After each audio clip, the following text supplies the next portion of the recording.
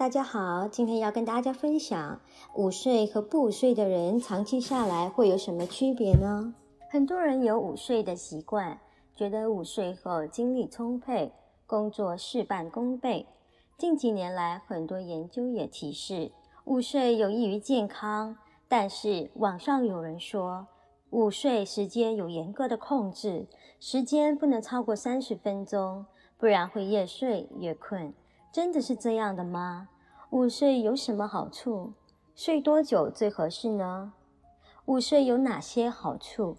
午睡的好处，不午睡的人感受不到。稳定血压，保护心脏。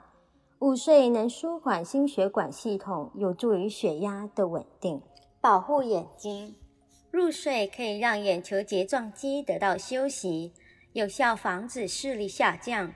此时泪腺也开始分泌泪水，可以帮助滋润工作了一上午干涩的眼球。增强记忆力。睡午觉还可以帮助你增强记忆力，因为通过午觉不仅可以将碎片化的记忆形成具有网络结构的记忆，还能在睡眠过程中将信息从短期转化成长期记忆。神清气爽，体力充沛。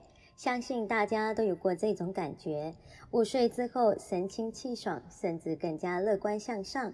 午睡可以降低人体紧张度，帮助改善心情。修复机体免疫功能。午睡可有效刺激体内淋巴细胞，增强免疫细胞活性。午睡应该睡多久？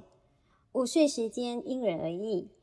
科学研究发现，职业不同，工作强度不同，身体状况也不同。午睡时间从6分钟至90分钟都有显著的益处。6分钟，记忆开始增强。一项德国的研究发现，6分钟的睡眠既可以起到提高记忆力的作用，6分钟已经可以让大脑将短期记忆转变成长期记忆，进而腾出更多的空间盛装新知识了。20至30分钟，最佳午睡时间。美国太空总署科学家发现，午睡24分钟即可使工作表现提高34百分比，头脑的整体灵敏度提高54百分比。40至45分钟，给大脑充电。如果你前一天晚上没睡好，白天工作又需要特别集中注意力，那么一次40分钟的午睡可以让你进入浅睡眠状态，帮你给大脑充电。每天午睡45分钟，还有降低血压的作用，并帮助调节免疫系统，增强身体体质。如果要睡40至45分钟，最好定个闹钟。午睡超过45分钟会进入深度睡眠，容易因睡眠惯性导致醒后身体疲惫、迷迷糊糊。90分钟，修复身体。如果你有足够的时间，1个半小时的睡眠可以让你睡足一个完整的睡眠周期，进入深度睡眠，修复身体。那些错误的午睡方式：吃完就睡。进餐后，肠胃蠕动会加快，体内的血液会大量集中到消化系统，使大脑供氧量下降，容易产生困意。